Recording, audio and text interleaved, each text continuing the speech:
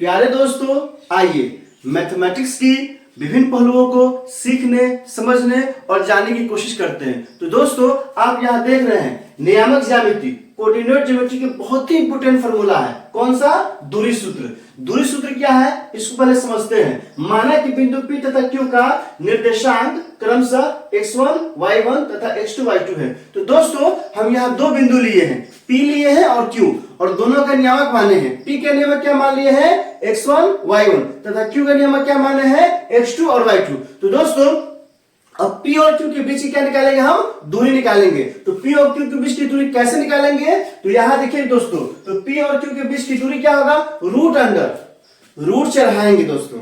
और जब रूट चढ़ाएंगे तो आपको पता होना चाहिए ना, आपको वर्गमूल आनी चाहिए। अगर वर्गमूल आप नहीं जानते हैं तो कमेंट सेक्शन में बता सकते हैं, हम इसके लिए अलग से वीडियो बनाएंगे। तो दोस्तों, रूट अंडर क्या होगा? x2 माइनस x1 का whole square plus y2 minus y1 का होल स्क्वायर। दैट इज, इसको हम ऐसे भी कर सकते हैं कि दूरी बराबर p q के बीच की दूरी बराबर रूट अंडर x नियामक के अंतर का स्क्वायर।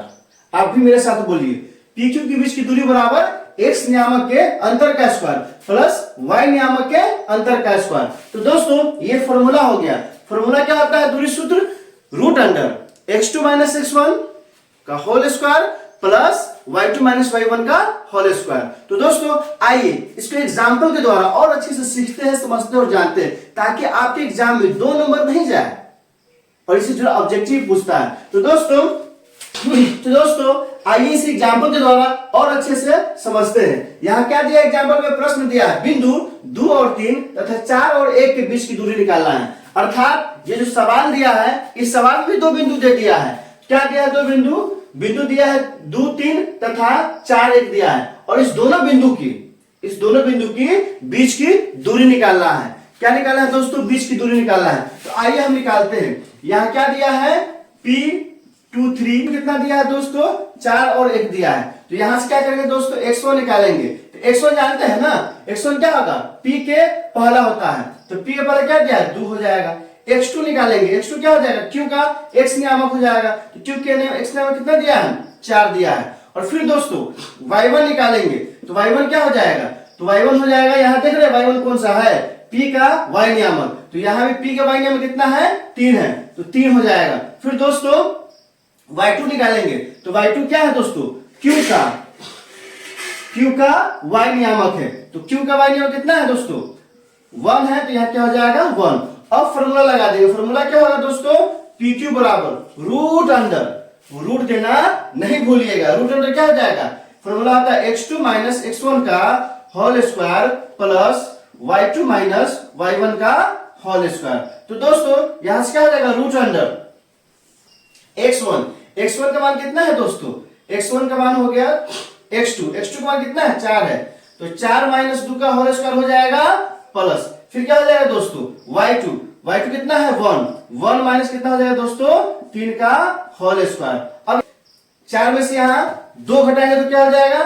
2 का होल स्क्वायर प्लस, यहाँ क्या हो जाएगा? 1 में से 3 तो घटेगा नहीं, 3 में से घटेगा, तो यहाँ हो जाएगा माइनस 2 का होल स्क्वायर। ब्रैकेट लगा के रखेंगे, तो यहाँ फिर क्या हो जाएगा? रूट अंडर 2 का स्क्वायर कितना हो जाएगा? 4, और माइनस 2 का स्क्वायर कितना हो जाएगा दोस्तों? 4। यहाँ से क्या आ जाएगा? रूट 8 आ जाएगा। और इसका जब गुणनखंड करेंगे, 8 का गुणनखंड क्या आता है दोस्तों? तो 2 से कटेगा 4 बार में, फिर 2 से कटेगा, फिर 2 से कटेगा 2, अर्थात क्या आ गया? रूट अंडर 2 गुने 2 गुने 2। तो ये 2 बाहर निकल जाएगा, तो क्या हो जाएगा? यहाँ से 2 रूट 2। क्या आ गया दोस्तों? यहां से क्या आ गया? 2 रूट 2 आ गया। अतः हम क्या लिख सकते हैं? अतः PQ के बीच की दूरी कितना है दोस्तों? तो 2 रूट 2 इकाई है। कितना है दोस्तों?